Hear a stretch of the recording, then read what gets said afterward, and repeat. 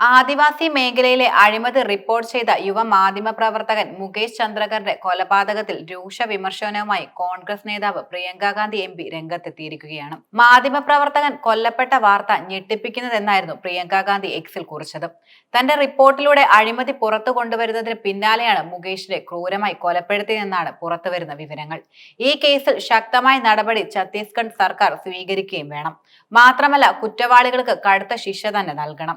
മുകേഷ് ചന്ദ്രകറിന്റെ കുടുംബത്തിന് അർഹമായ നഷ്ടപരിഹാരവും ജോലിയും പരിഗണിക്കണമെന്നും സർക്കാരിനോട് പ്രിയങ്ക ഗാന്ധി ആവശ്യപ്പെട്ടിട്ടുണ്ട്.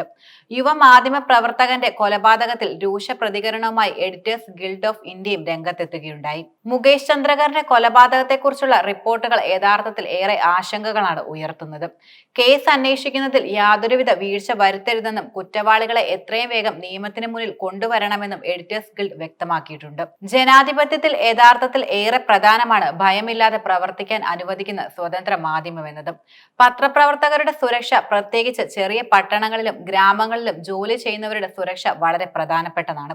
മാത്രമല്ല, രാജ്യത്തുടനീളമുള്ള അധികാരികൾ അവരിൽ ആർക്കും പ്രൊഫഷണൽ ചുമതലകൾ യാതൊരുവിധ ദോഷമോ തടസ്സമോ ഉണ്ടാകാതിരിക്കാൻ പരമാവധി ശ്രമിക്കണമെന്നും എഡിറ്റേഴ്സ് ഗിൽഡ് ആവശ്യപ്പെടുകയുണ്ടായി.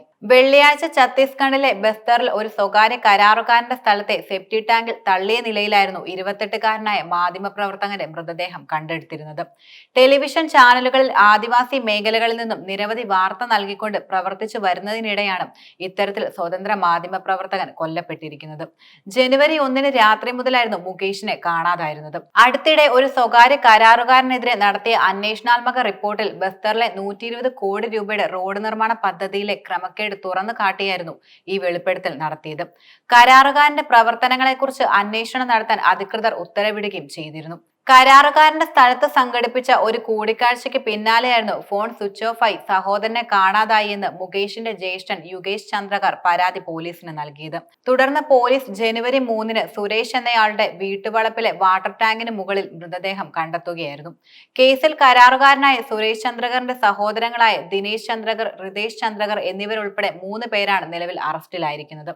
കരാറുകാരൻ ഇപ്പോൾ ഒളിവിലാണ്.